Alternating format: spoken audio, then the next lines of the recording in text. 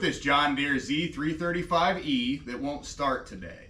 This thing has been a star of the show a couple times before, if you remember. Last time it was in here was just a few months ago, and we replaced the wiring harness on it because it was all chewed up by mice. Last year sometime we replaced some bent push rods and did a valve adjustment on it. Now we've got a no start issue. I'm going to show you how to diagnose and how to repair that on one of these Briggs V-twin engines very easily. Go ahead and hit that like and subscribe button as we go along if you enjoy the content. Again, this is a Briggs V-twin ready start. John Deere private labels them with their own name stamped on it instead of the Briggs name on this anywhere. It is a Briggs V-twin, and it is exactly the same ready start design as they use on pretty much everything else. Very common issue here when they don't start. There are a lot of other reasons for this thing not to start. If your pulse line's not plugged in, if you're not getting good fuel flow or good fuel to begin with, you can test that. You can take it off here, make sure that you are actually getting flow. It should shoot out of the fuel pump. If you take it off here where it goes to the carburetor, if you take that fuel line off, turn it over, that should just pump right out of there. I mean, it should shoot 2 or 3 feet. If not, you know you have an issue with a fuel restriction or with a fuel pump not working, the pulse not working, something like that. Here we're going to be having all that. You could also test the spark on either side. Both of these sides should run independently. It's not starting here, so I don't think we have a spark issue. If we did, a lot of times one side will still start, unless it's a kill issue, which it could be with the mice damage we had last time. It could be mice up in here again. But everything turns over, so I figured that's working fine. This is a very common issue, and it was one of the very first things I checked. If you're gonna test your spark, you can grab a spark plug. This isn't the right one for what it is, but if you just pull your plug wire, plug it in, hold it against the side. You'll want to insulate yourself just with a rag or something like that. If you don't see spark in between the outside probe and the inside, if you're holding it against here and turning it over, then you know you have an issue with one of the ignition coils. That or a kill wire, either way. Again, this is one of the very first things I checked. Let me show you what it does here. Apparently it fires right up. That's not what it should be doing because it wasn't before.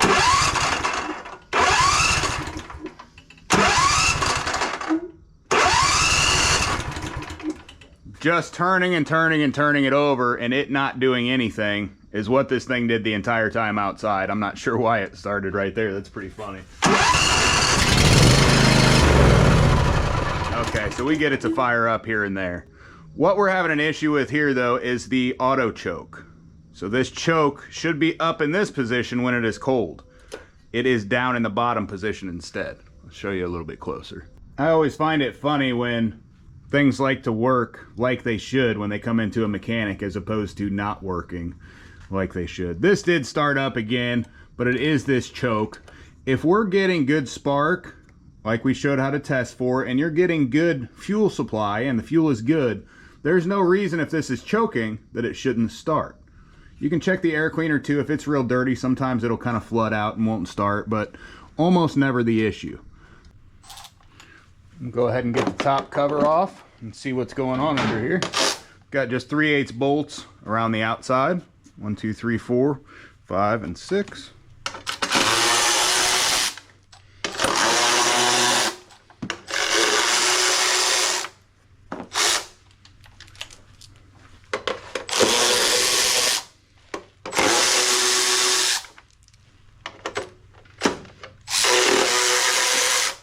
And they are all the same.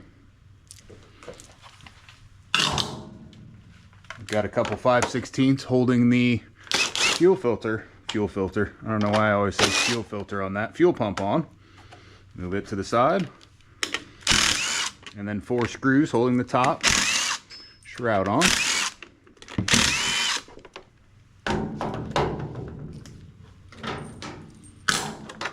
Remove our air cleaner cover. And then the air cleaner. Wow, it looks pretty filthy for... I'm telling you, I had all that power washed out real good and wiped out. Amazing what a few months can do. A couple screws that hold that on. And the whole thing comes straight up and, oh yeah, there we are. Interesting. It's a lot of mouse debris. And if we look here, we found the issue. The spring that holds our fan in the back position is missing. You can tell he's been running it for a while because the hole that's supposed to be right here is completely plugged full of dirt. See if I can't poke that down through. There it goes. I'm going to try to bend that spring just a hair more now that it's on there. Make sure it stays on there. I'm sure that mouse just ran right by and got that spring to pull off, and that's why it's not coming back to full choke. Get this cleaned up real quick, then I'm going to power wash everything down again and we'll send this thing back.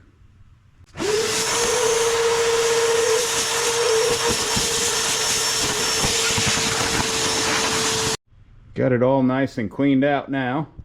Looks like the mice chewed a little bit on the coil there, but otherwise I see no damage to any of the wiring or anything like that. Our wind vane is working just perfectly, springing back each time. Oh, a little piece right there that was missed, I guess. I power washed it pretty good. The rest of the linkages are in good shape. Show you the bottom side. I don't know. Oh, with me pushing on it, it was catching on the nut at the back. That's at low throttle, so it's not going to spring back like all the way real hard. Looking good, just got to put it all back together. Top goes straight in. Got to make sure these side pieces kind of get tucked in as you're doing that. And then also right here, it's got to kind of go straight down to slide into the notches on the side of this air cleaner cover.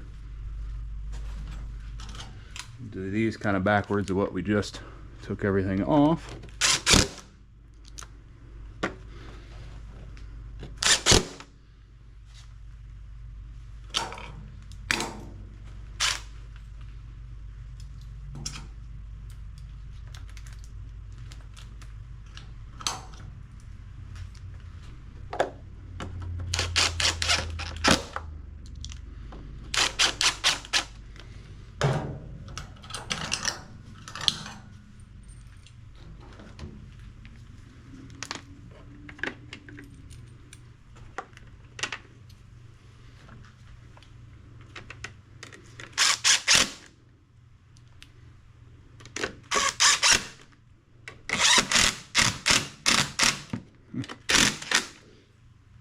Doesn't seem quite even there for some reason. There we go.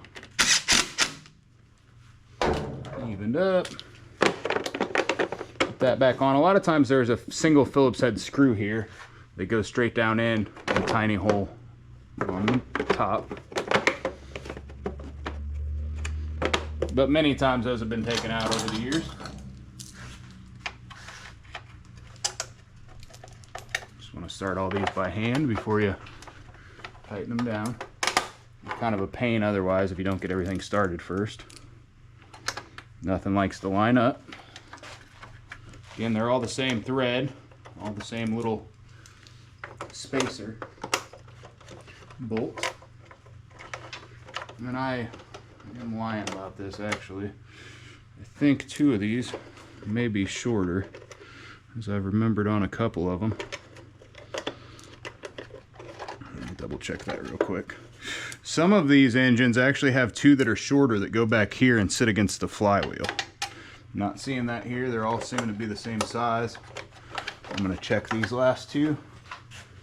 Not sure exactly what engine type they make that does that. See, that's the same size also. Okay. I do remember one time a customer brought in his mower, and that was the case. He had put the two longer ones in the backside, and they were actually rubbing the flywheel. Thought they all looked the same when I took them off. Just a tiny bit different. These were just a hair bigger. Never a bad idea to double check.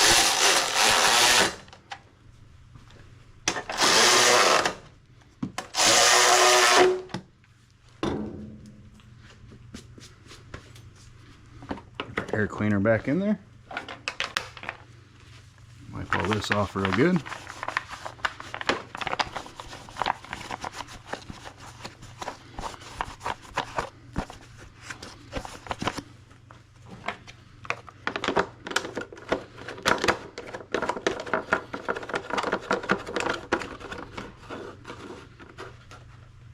See how this thing runs.